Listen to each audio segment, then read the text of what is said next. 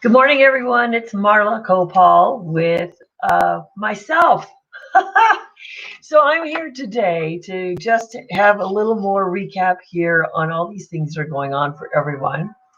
And do you like my orange and black theme today? I just thought, hey, everybody's wearing a mask. Maybe it's Halloween and we should talk about that. But what's going on for everybody is not hidden behind a mask.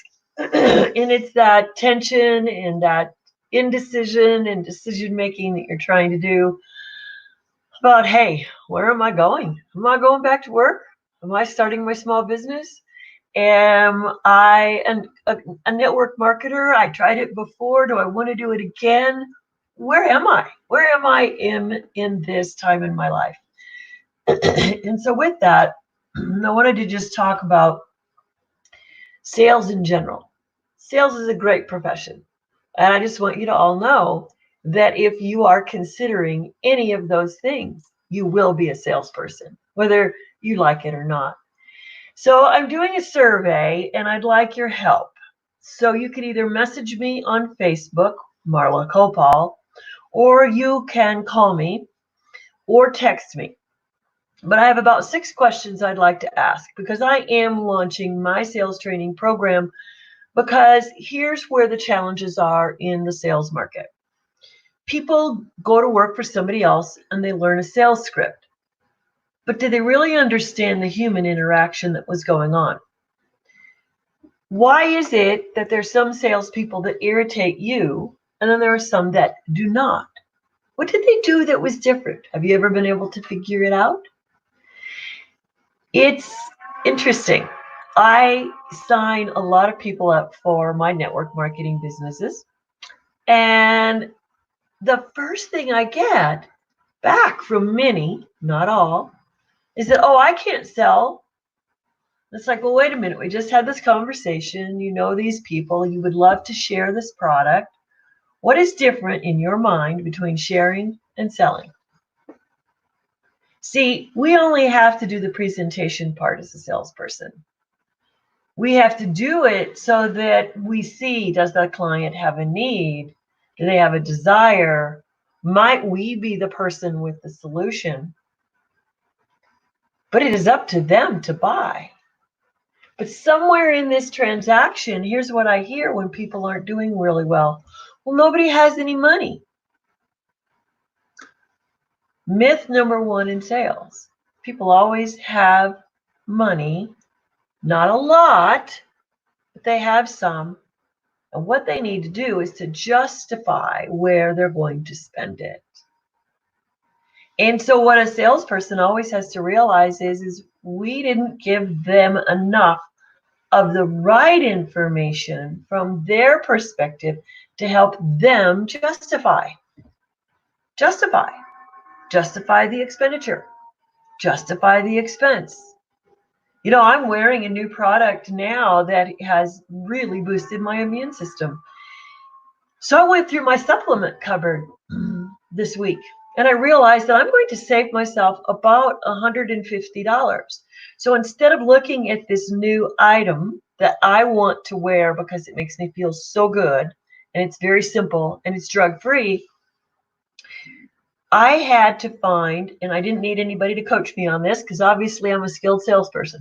But I thought, okay, I want to justify this new expenditure. You know, I'm not the kind of person who can just keep adding and adding something to my health routine, even though that's where I love to focus. So I went back to the cupboard and I pulled out and I thought, I haven't needed to take this. So I've spent the last 6 weeks eliminating and saying, should I leave it in? Should I leave it out? But really, I ended up being able to reduce my costs by $150 a month.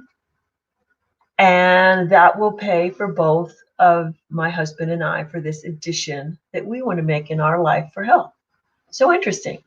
So I'm not going to go through everybody's supplement cupboard if I'm a salesperson.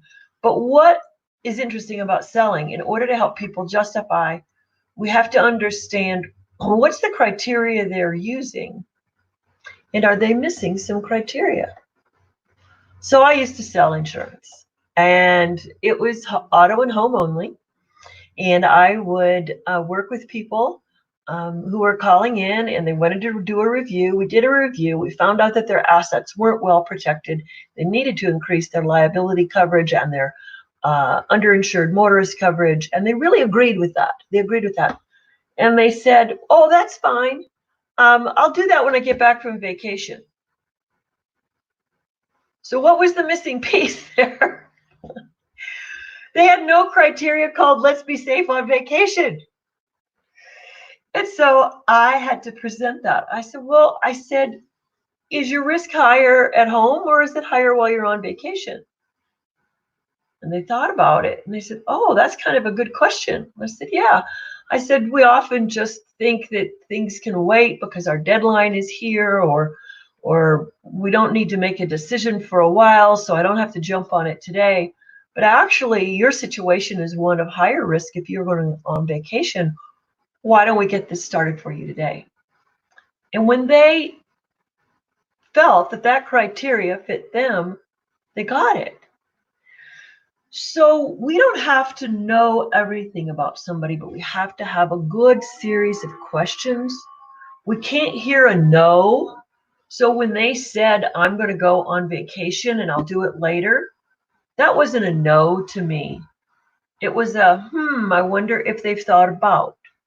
So as someone in the professional industry of sales and encouragement and, just living your life to the fullest, I like to listen for what has not been thought of. Now, I'm not going to preach at people. That doesn't get it done either. And so my other thing where I see people failing in network marketing or somewhere else is they don't know how to initiate and they're using a script that doesn't work for them. Meaning, somebody said, if you will just say these words, you will get this result.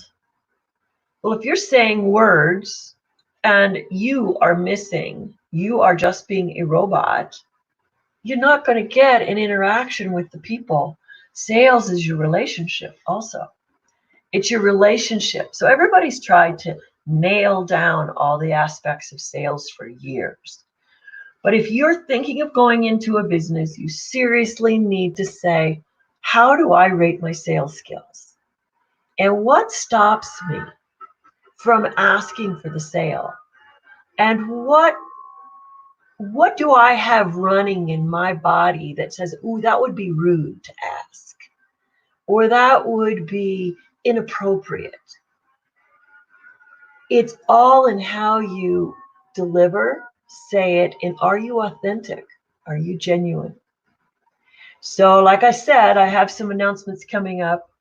This is a bit of a turn in the corner. Let's see if you can guess what it is. I'll tell you more details on Tuesday when I'm back. And then for June, I will be changing my schedule.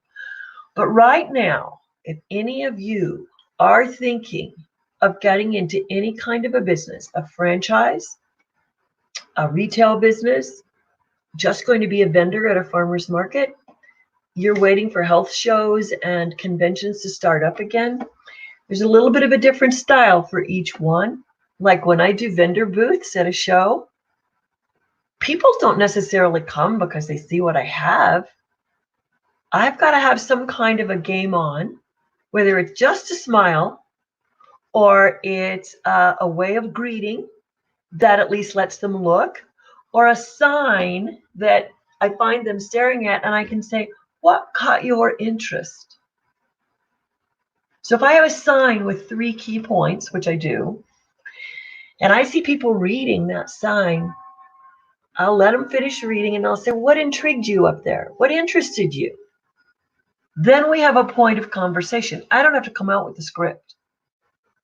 I can see where their point of interest is. So how many of you know how to find someone's point of interest? How many of you know how to engage after that instead of just then going into your script? There is so much give and take in a sales transaction that it's actually fun. But if you don't think that, and you think you're going to die because you have to go talk to someone, that we really are meant for each other. I am probably the least of, I'm the most out there person you'll ever meet, but I'm also the uh, most connected with introverts. Um, and I can tell you all those stories later, but I actually know the fear. I've seen the fear. I've seen people trembling. I understand that that exists. I do not mock that.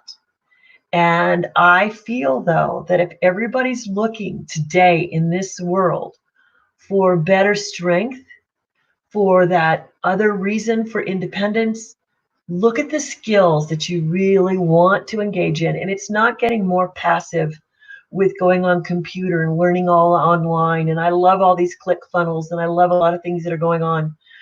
But if you're not really engaging in how you're going to update your people skills, whether you go into sales or not, if you want to update your people skills, that's what I help people with.